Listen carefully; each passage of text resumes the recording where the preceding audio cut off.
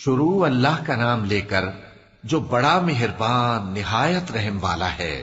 ستارے کی قسم جب غائب ہونے لگے کہ تمہارے رفیق یعنی ہمارے نبی نہ رستہ بھولے ہیں نہ بھٹکے ہیں اور نہ یہ خواہش نفس سے کچھ بولتے ہیں۔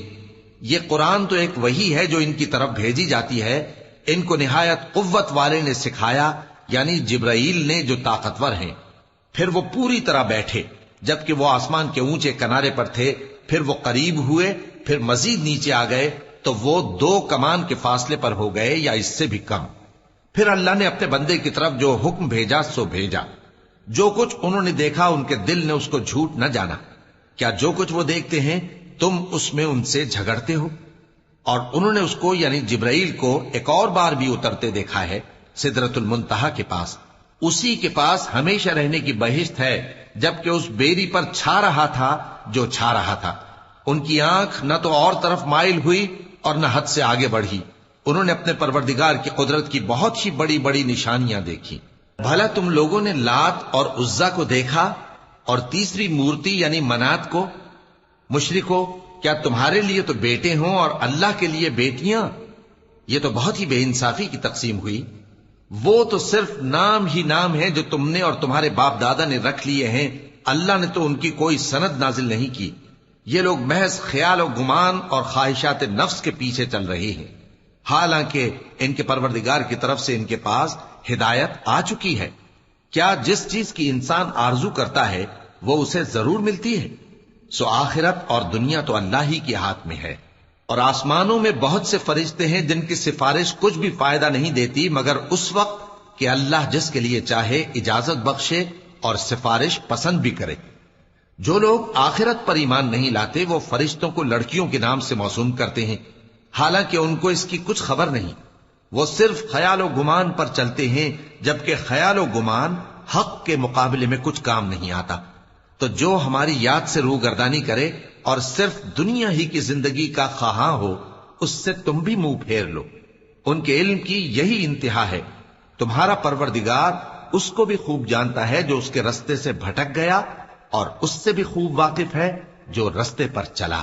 اور جو کچھ آسمانوں میں ہے اور جو کچھ زمین میں ہے سب اللہ ہی کا ہے، اور اس نے خلقت کو اس لیے پیدا کیا ہے کہ جن لوگوں نے برے کام کیے ان کو ان کے اعمال کا بدلہ دے، اور جنہوں نے نیکیاں کی ان کو نیک بدلہ دے۔ جو صغیرہ گناہوں کے سوا بڑے بڑے گناہوں اور بے حیائی کی باتوں سے اجتناب کرتے ہیں، بے شک تمہارا پروردگار بڑی بخشش والا ہے۔ وہ تم کو خوب جانتا ہے۔ جب اس نے تم کو مٹی سے پیدا کیا اور جب تم اپنی ماؤں کے پیٹ میں بچے تھے تو اپنے آپ کو پاک صاف نہ جتاؤ۔ جو پرہیزگار ہے وہ اس سے خوب واقف ہے۔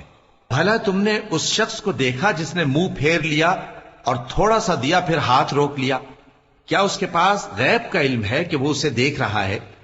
کیا جو باتیں موسیٰ کے صحیفوں میں ہیں ان کی اس کو خبر نہیں پہنچی؟